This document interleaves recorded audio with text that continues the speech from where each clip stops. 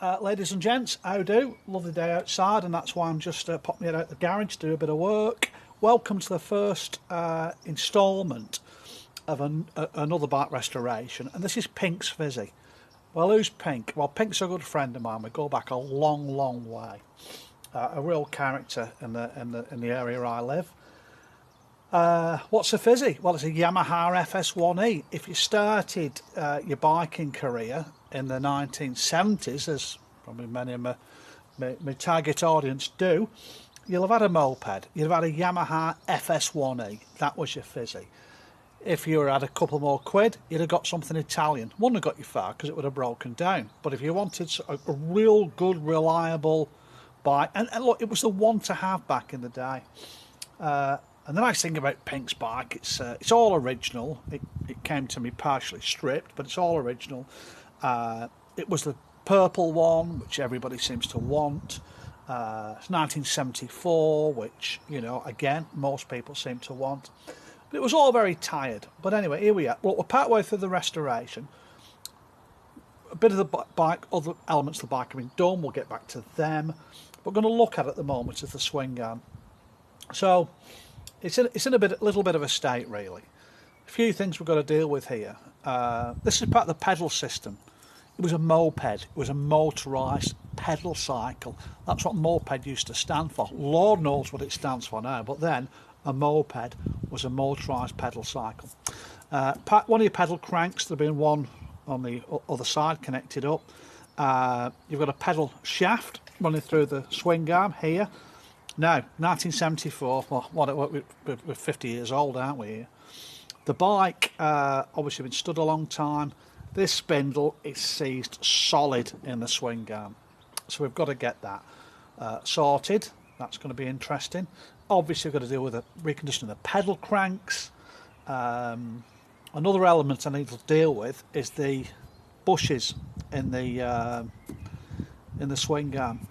The rubber bushes in here, silent block bushes, and we've got to get those out and replace them. Like I said, 50 years old, the rubber's degraded, so we need to get those out and fit new bushes. I think they're going to be quite reluctant to come out because they've been in for a long time. Again, we'll get to that one. I'll show you how I do that. I'll show you how I'm going to do it. You might do it another way, but I'm not going to mess around trying to push them out because I know I'm going to waste my time. They've been in there too long. I know I could put a draw bolt in and sockets. Forget all that. Other elements to look at. Obviously, the back here, that chain's been off a few times, as it would have done, because no one would have ever lubricated the chains on the bikes. You're too busy riding them. So your chain would have come off. It would have got caught here. Damage inside your swing arm.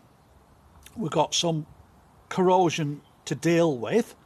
That's not considerable. I'm not overly worried about that. And obviously, you know, along with the chain damage here, we've got all this damage that's caused, like I said, with the chain failing probably several times. Adjusting forks with chain adjusters go, they're bent. That's a minor thing.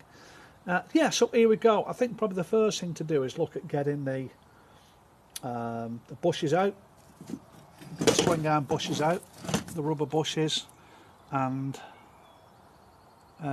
yeah, okay, that'll be another video shortly. Keep coming back. Be lucky. Right, we're back again, ladies and gents, how do? And I've used the propane torch, butane torch to warm up the rubber bush, to melt it. We've got the centre section out, and I've burned out the rubber element to it. These should all be bonded together as one unit. I know what you're thinking, what you're doing with a plastic bench and a torch. Don't get excited, I'm keeping away from the bench. What you don't see behind me is a fire extinguisher, so don't get too excited about all that. So the outer side of this bush is steel. It's the centre, joined together by rubber. These can be tricky to come out, especially if they've been in for a long time. They're a press fit. A few ways around this, and I'm probably going to take the easy option, which we'll talk about in a sec. You can use a draw bolt, so a threaded bolt with a socket on either side. One socket that fits inside there, same diameter as the outer bush, a little bit smaller, larger socket on the other side, a threaded stud, 2 nuts either side and washers, wind it through and pull the bush through. Now I'll do that to put the new ones in. We don't mind taking the old ones out this way. I'm doing now because it's quicker and I know they're going to come out. I know I'm not going to cause any damage. Rather than draw bolt this one out, I'll draw the new wall bolts back in. I'll use a draw bolt to put them back in.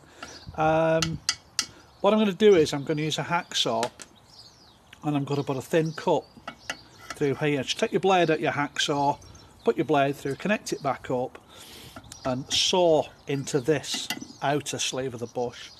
Don't go crazy with it, you don't want to go into here. So keep an eye on how you're cutting it. Slide them out into there, it'll release the tension on the outer side of the metal bush and they'll tap out. So I'm not messing around with the draw bolt at the moment and sockets. Let's just get these out and get on with it go. Right, be lucky. Okay, we're back. I've got the bush out. It was an absolute murder to get out. Hardened steel outer sleeve, blunt hacksaw blades. Not a good combination. Anyway, used a bit of heat. I've got these little portable welding brazing kits. That did a cracking job. Put that in, just get the right socket into here. Get yourself a knockometer, give it a good tap and out it came.